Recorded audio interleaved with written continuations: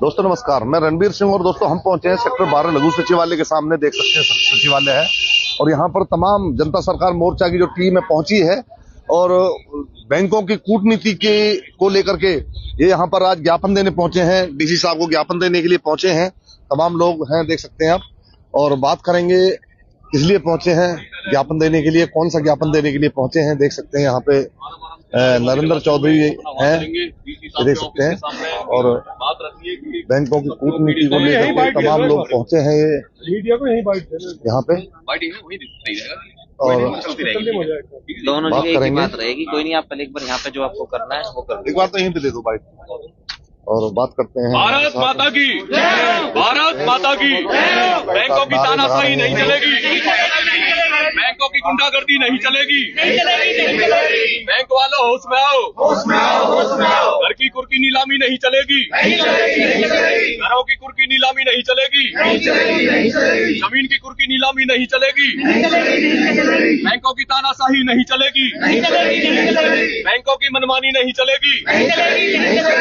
Banking system चोर है, चोर है, चोर है। बैंकिंग सिस्टम चोर है, चोर है, चोर है। बैंकिंग सिस्टम फ्रॉड है, फ्रॉड है, फ्रॉड है। बैंकिंग सिस्टम फ्रॉड है, फ्रॉड है, फ्रॉड है। हमारा असली रुपया दो, हमारा असली रुपया दो, हमारा असली रुपया दो, हमारा असली रुपया दो, हमारा असली रुपया दो, हमारा असली रुपया दो। बात करते हैं, हमारे साथ नरेंद्र चौधरी जी हैं, जनता सरकार मोर्चा से अध्यक्ष हैं। जी नमस्कार भाई। नमस्कार जी। भाई साहब आज पहुंचे हैं हम भारत के ज्ञापन देने के लिए। हाँ जी। क्या है जी, पहले सभी मीडिया बंधुओं का स्वागत है जी। आप सभी सहयोग कर रहे हैं, जनता की आवाज को पहुंचाने के लिए, समझने के लिए आप आए हैं। मामला यह है कि देखिए, संविधान ये कहता है कि हम भारत के लोग, हमारा अधिकार होना चाहिए, जनता की चलनी चाहिए। लेकिन हो क्या रहा है, एक बहुत बड़ा बैंकिंग फ्रॉड, ये बैंक सारे मिलके जनता के साथ कर रहे हैं जी। क्योंकि अंग्रेजों ने जो षड्यंत्र किया था ना, अंग्रेजी सिस्टम ही हमारे देश में चलाया। अगले 100 साल तक की इन्होंने प्लानिंग करी। 1934 में ईस्ट इंडिया कंपनी को ही रिजर्व बैंक ऑफ इंडिया बनाया गया और ये कहा गया कि आप सोना चांदी की जो मोहरें चलती थी, आप इन्हें रिजर्व बैंक ऑफ इंडिया में जमा कराइए और इसके बदले हम आपको रसीद देंगे, जिसका ये प्रमाण है। और उन्होंने कहा भारत सरकार सिर्फ 1 रुपया छाप सकती है जी। इस पे आप देख सकते हैं, लिखा हुआ है गवर्नमेंट ऑफ इंडिया, ठीक है। उसके बाद गारंटी इसमें किसकी है? गवर्नमेंट ऑफ इंडिया की, भारत सरकार। लेकिन उसी रावत जी के हाथ में दूसरा एक नोट है जो 2 रुपए से लेकर 2000 रुपए का नोट अगर आप देखेंगे तो उस पर लिखा होता है रिजर्व बैंक ऑफ इंडिया, और गारंटी कौन ले रहा? Central government. अब देश के लोग ये तो जानते हैं, ये सच्चाई सबको पता है कि भारत सरकार है, गवर्नमेंट ऑफ इंडिया है, या उसे रिपब्लिक ऑफ इंडिया बोला जाता है या यूनियन ऑफ गवर्नमेंट बोला जाता है। लेकिन ये सेंट्रल गवर्नमेंट नाम की चिड़िया क्या है? तो साथियों, ये एक बहुत बड़ा षड्यंत्र। अंग्रेजों ने देखा कि इस देश को डायरेक्ट गुलाम नहीं बना सकते, इनडायरेक्ट गुलाम बनाने के लिए हमारा देश देखिए सोने की चिड़िया था, सोने के भंडार थे। लेकिन आरबीआई के थ्रू ये माना जा रहा है कि 4,36,000 टन सोना चांदी हमारे देश का बाहर जा चुका है। इसके पुख्ता सबूत है, हमारे पास सारा सिस्टम है।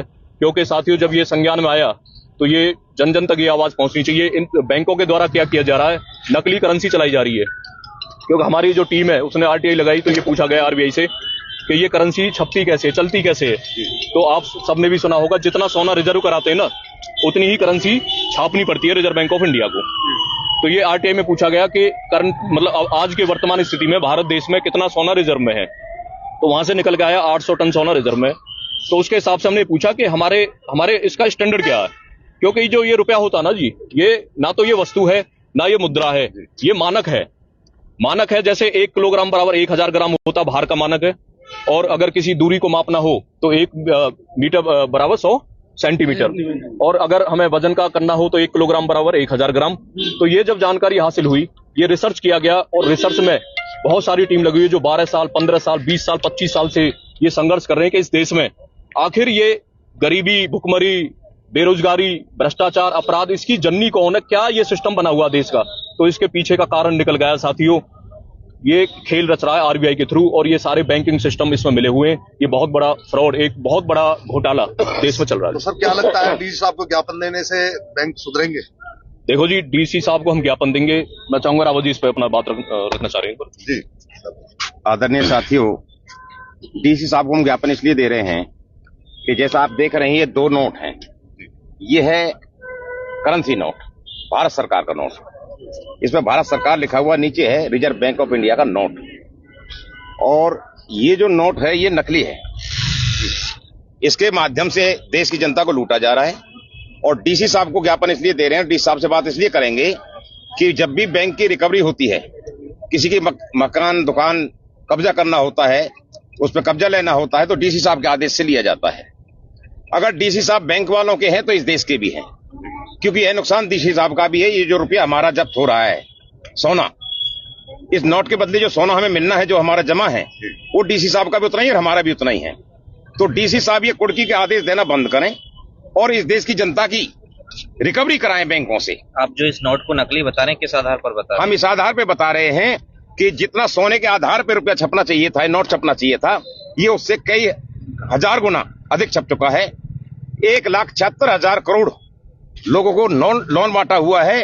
और जो चलन में करेंसी उन्होंने बताई, आप सबको मालूम होगा, जब नोटबंदी हुई थी तो माननीय नरेंद्र मोदी जी ने, आरबीआई ने, गवर्नर ने, सबने बताया था 16 लाख करोड़ रुपया जो है वो बाहर है, ये अंदर जमा हो जाएगा तो काला धन जो है वो खत्म हो जाएगा। जो पाकिस्तान से नकली नोट छपता था, जो आतंकवादियों को फंडिंग बताई जाती थी, वो नकली नोट बंद हो जाएगा, इसमें चिप लग जाएगी और चिप के बाद में फिर कोई नकली नोट नहीं बना पाएगा।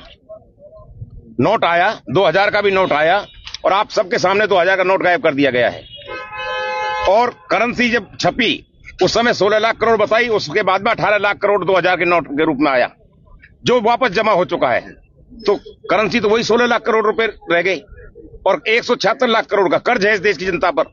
ये जनता कैसे भरेगी? तो ये एक बहुत बड़ा सवाल है और ये देश की जनता को खड़ा हो जाना चाहिए, क्योंकि ये लूट पूरे देश के साथ हो रही है। गरीबी का जो कारण है वह बढ़ती हुई जनसंख्या नहीं है, वो ये बैंकिंग फ्रॉड है। ये देश की जनता के साथ धोखा किया जा रहा है और डीसी साहब को इसको संज्ञान में लेना चाहिए और पुलिस को तुरंत आदेश देकर एफआईआर दर्ज करानी चाहिए और इसकी एक जांच होनी चाहिए। बैंकों से हमारा रुपया वापस मिलना चाहिए, क्योंकि 2 से 2000 तक के नोट पर लिखकर दिया हुआ क्लियर कि मैं धारक को इतने रुपए अदा करने का वचन देता हूं, और ऊपर कानून बनाया हुआ है कि अगर बैंक डूब जाएगा तो फिर भारत सरकार भी जिम्मेदार नहीं है, आरबीआई भी जिम्मेदार नहीं है। जिम्मेदार कौन है? Guaranteed by the central government. Central government कौन है? ये डीसी साहब बताएं हमें, इस देश की सरकार बताए, लोग कहां जाएंगे? और गारंटी कितने रुपए की दी है? 5 लाख रुपए की। अगर मेरे 50 करोड़ भी बैंक में हैं और बैंक डूब गया तो मुझे सिर्फ 5 लाख मिलेंगे, वो भी आवेदन करने पर। जब देश की जनता के साथ इतनी बड़ी लूट हो रही है तो सब मौन बैठी हुई है सरकार, क्यों? और बैंकों की रिकवरी सब करा रहे हैं। ऐसा नहीं चलने दिया जाएगा। बैंकों की रिकवरी बंद की जाए और इस देश की जनता की रिकवरी बैंकों से कराई जाए, क्योंकि अगर आज सही मायने में ईमानदारी से रिकवरी होती है तो एक 500 के नोट में कितना सोना आएगा? अगर 4 नोट इकट्ठे कर लें 2000 के नोट में लगभग 1.5 किलो सोना आता है, और 1.5 किलो सोना अगर प्रत्येक परिवार को मिलेगा और 2000 का नोट तो हर जगह मिल जाएगा आपको, 2000 रुपए तो ये जो खेल जो चल रहा है, हमारे रुपए के बदले हमारा वो सोना वापस मिलना चाहिए हमें, क्योंकि हमारी जो करेंसी है असली वही है। हम अपने देश में जो व्यापार करते थे वो हमारे जो हम पैदा करते हैं उसी से कर लेते थे, और जो विदेशों में व्यापार होता था वो हम सोने से करते थे। और ये बात लाल बहादुर शास्त्री जी ने उठाई थी, तो इसीलिए आज तक उनकी रहस्यमय मौत का पता नहीं है। उन्होंने कहा था विदेशों से कि मैं आपका डॉलर स्वीकार नहीं करूंगा, मैं अपना रुपया भी आपको नहीं दूंगा, आप मेरे से कुछ भी खरीदोगे तो उसके बदले में सोना लूंगा, और मैं आपसे कुछ भी खरीदूंगा तो मैं सोना दूंगा, क्योंकि सोना जो है पूरे विश्व के अंदर उसका आंकलन एक ही है।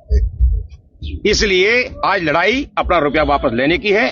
सरकार को पता है, उसके बाद में चुप बैठी है। एक डिजिटल करेंसी लाई जा रही है और डिजिटल करेंसी के माध्यम से ये कागज का नोट भी गायब किया जा रहा है, ये वचन खंड भी गायब हो जाएगा, फिर हम सोना किससे मांगेंगे? इसलिए आज हम डीसी साहब को ज्ञापन देने आए हैं। और जैसा आपने पूछा ना करेंसी नकली कैसे, मैं इसमें थोड़ा ऐड करना चाहूंगा कि जब आरबीआई में आरटी लगाई, ये खुलासा हुआ कि 800 टन सोना रिजर्व है, तो उसके अकॉर्डिंग जब 1 रुपए का जो मानक है वो है 777 मिलीग्राम सोना, यानी 1 रुपए की जो आज वर्तमान कीमत है वो 5000 रुपए के लगभग है। तो सोने के हिसाब से करेंसी कितनी चलनी चाहिए? 5 लाख करोड़ की चलनी चाहिए, जो एक्चुअल करेंसी है, रियल करेंसी। लेकिन उन्होंने अपनी मर्जी से करेंसी छापी हुई है 34 लाख करोड़ की। फिर ये पूछा गया कि आपने ये लोन कर्ज जो देश की जनता पे बांटा गया है, क्योंकि आप देख रहे हो ये दवा लोन बांटे जा रहे हैं, बैंक जितने भी हैं, आधार कार्ड पे लोन ले लो, जबरदस्ती फोन करते हैं, ट्रैक्टर पे ले लो जी, पुरानी गाड़ी पे ले लो, आप क्रेडिट कार्ड ले लो, दुनिया भर का लोन थोपा गया है। क्या आप ये कहना चाहते हैं कि करेंसी के नाम पर भी घोटाला हो रहा है? करेंसी के नाम पे भी घोटाला है और डबल है, डिजिट के नाम पे एक खेल और है। डिजिट में क्या है कि जब इनसे पूछा गया कि भाई आप प्रॉपर्टी पे लोन देते हैं, 50 लाख की प्रॉपर्टी है तो ये 15-20 लाख का लोन देते हैं, ये कैश नहीं देते क्योंकि इनके पास कैश नहीं है। अगर आप बैंकों में कैश लेने जाओगे ना 5 लाख का भी, तो मैनेजर ये कहेगा कल आ जाना, परसों आ जाना, क्योंकि कैश एक्चुअल कैश है ही नहीं। 34 लाख करोड़ केवल है। इन्होंने जो कर्ज बांटा है लोन दे दे के, दवा लोन दिए जा रहे हैं। सुबह से शाम तक यही काम है, बैंकों का लोन ले लो, कर्ज में डुबो रहे हैं, बड़ा बड़ा इंटरेस्ट ये लगाते हैं। तो ये क्या करते हैं, 176 लाख करोड़ का कर्ज देश की जनता पे आज वर्तमान स्थिति में हो चुका है, जिसे अगर 34 लाख करोड़ की करेंसी जो एक्चुअल चलन में है ये वापस भी जमा करा देना सारी देश की जनता मिलके, तब भी शायद 142 जो बचे हुए 142 लाख करोड़ ये कहां से आएंगे। आने वाली कई पुश्तें चली जाएंगी भाई। ये बहुत बड़ा फ्रॉड है रिजर्व बैंक ऑफ इंडिया के माध्यम से, क्योंकि अंग्रेजी केवल भाषा नहीं, शिक्षा चिकित्सा नहीं, भाषा पैसा सारा अंग्रेजी सिस्टम। अगर आप देख लें, पुराना उठा के देख लो, आप रिसर्च कर लो इस पे। हमारे भारत देश का जिम्मेवार आप किसे ठहराते हैं? ठहरे भाई, जो जितने भी गवर्नमेंट आई, सरकारों ने क्या ये असलियत बताई कि वही सिस्टम चला रहा है ब्रिटिश गवर्नमेंट? जनता सरकार मोर्चा की रणनीति क्या है? रणनीति तो ये है कि देश को सच्चाई जगाना, जोड़ना, उन्हें बचाना, क्योंकि हम सब वहां पहुंच जाते हैं जहां कुर्की नीलामी होती है ना, बैंक वाले आते हैं, हम उन्हें बचा रहे हैं क्योंकि लोग आत्महत्या करना शुरू कर चुके हैं। क्योंकि कर्ज तो देखो उतरेगा नहीं। अब लोग क्या कर रहे हैं जी, हम सुसाइड कर लें, ये कर लें। भाई हम आपके चैनल के माध्यम से देश की जनता को निवेदन कर रहे हैं कि मरना एक बहुत बड़ी कायरता है। 5 लाख से ज्यादा लोग कर्ज के कारण सुसाइड कर चुके हैं। अगर वो 5 लाख संगठित होकर, जैसे आज किसान अपनी मांगों को मनवाने के लिए संगठित होकर लड़ाई लड़ रहे हैं ना, मर तो नहीं रहे हो, वो कह रहे हैं जी हमारी मांगे मांगो। इसी तरह ये कर्ज में आत्महत्या ना करके अगर एकजुट हो जाते तो ये लड़ाई लड़ी जाती, जीती जाती। तो अभी एक और प्रयास है, आजादी की ये दूसरी लड़ाई है साथियों, क्योंकि हमारा देश अभी आजाद नहीं है। अंग्रेजी भाषा, पैसा, शिक्षा, चिकित्सा, खेती, राजनीति, वही संस्कृति, प्रकृति, उनका ही कल्चर, क्लाइमेट, अंग्रेजों का ही बिल्ड है। ब्रिटिश गवर्नमेंट ने ये जो हमारा देश है ये पट्टे पे दिया हुआ है, इसे कभी भी वापस लिया जा सकता है। सोना चांदी तो रिजर्व बैंक ऑफ इंडिया के माध्यम से 4,36,000 टन सोना चांदी ये बाहर जा चुका है साथियों। ये कड़वी सच्चाई है। आने वाले समय में सबकी जमीन जाएगी, दबादब कर्ज में जनता जाएगी, जनता अपनी जमीन बेच देगी या बैंकों में। आज आप देख लो, केसीसी लोन भी दिए जाते हैं गांव में। केसीसी लोन किस पे दिया जाता है? फसल पे दिया जाता है। लेकिन क्या हो रहा है, उनके वो जमीन की रजिस्ट्री रखवा लेते हैं बैंक वाले, क्योंकि सारे गांव की रजिस्ट्रियां इन्होंने अपने अधीन कर ली है भाई। आने वाला जो समय है हमारे देश में, मैंने बताया ना, जो इससे क्या होगा, आप ये कहेंगे करेंसी का ये अपनी मनमर्जी से छाप रहे, छापने दो जी, इससे क्या होगा? तो भाई जनता को भी कोई ऐसा सॉफ्टवेयर दे दो कि जनता अपनी मर्जी से आपकी किस्तें भी अदा कर दे। और देखो ये क्या करते हैं, जब ये नीलामी करने वाले होते हैं ना, उससे पहले ये लॉक लगाने आते हैं और सिक्योरिटी गार्ड 15,000 रुपए दिन में लेता, रात में लेगा 15,000। सिक्योरिटी गार्ड यानी चौकीदार खड़ा कर देते हैं कि भाई आप घर की नीलामी मतलब रखवाली करो, इसे बेचने तक। आप एक चीज बताओ, गरीब जनता को डबल तरीके से मारा जा रहा है। एक तो उसे घर से बाहर कर दिया, ये सामान भी निकालने नहीं देते भाई। कोई बीमार है ना, उसकी भी परवाह नहीं करते, और इसमें सब मिले हुए हैं। ये डीसी, तहसीलदार, ये शासन प्रशासन के लोग हैं, पुलिस वाले हैं, ये बैंकिंग सिस्टम के लिए तो आ जाते हैं भाई, खड़े हो जाते हैं। लेकिन आम जनता के लिए कौन खड़ा होगा? क्या आम जनता के लिए स्वयं भगवान उतर के आएंगे या हमारे शहीद क्रांतिकारी आएंगे? वो आ रहे हैं किसी न किसी रूप में, वो आत्मा है, क्योंकि हमारा देश सनातन देश है भाई। आत्मा, जीवात्मा को हम मानते हैं कि वही क्रांतिकारी दोबारा आए, इस लड़ाई को लड़ा जाए और जीता जाएगा। आजादी की दूसरी लड़ाई। और हाँ, चौकीदार क्या होता है, 30,000 रुपए जब आप उसे दे रहे हो भाई, और 10,000 रुपए की किसी गरीब की, तो चौकीदार करके जब 10,000 देते 15,000 दिन रात का, तो आप क्यों नहीं भर देते गरीब जनता? क्यों नहीं भर देते कर्ज? बड़े बड़े उद्योगपतियों का 25 लाख करोड़ का इस देश में कर्ज माफ हो चुका है, तो इन्हें क्यों नहीं कर्ज से मुक्त किया है? ये एक षड्यंत्र है। इन्हें क्या चाहिए? इन्हें अब जमीन चाहिए। जमीन सोना उगलती है भाई, जमीन पे निगाह है सभी की। किसान भी गलत नहीं बैठे हुए हैं। बाकी ऐड करना चाहेंगे कुछ रावत जी अपना? आप पत्रकार साथियों के माध्यम से मैं देश की जनता को एक बात कहना चाहूंगा। देख सकते हैं तमाम लोग यहाँ मौजूद हैं और इनका कहना है कि सरकार तो कर रही है वो गलत है। और देख सकते हैं तमाम यहाँ पे जनता सरकार मोर्चा की टीम खड़ी हुई है। देख सकते हैं हमारे साथ आप लाइव तस्वीरें सेक्टर 12 लघु सचिवालय से, जो कि आज पहुंचे हैं।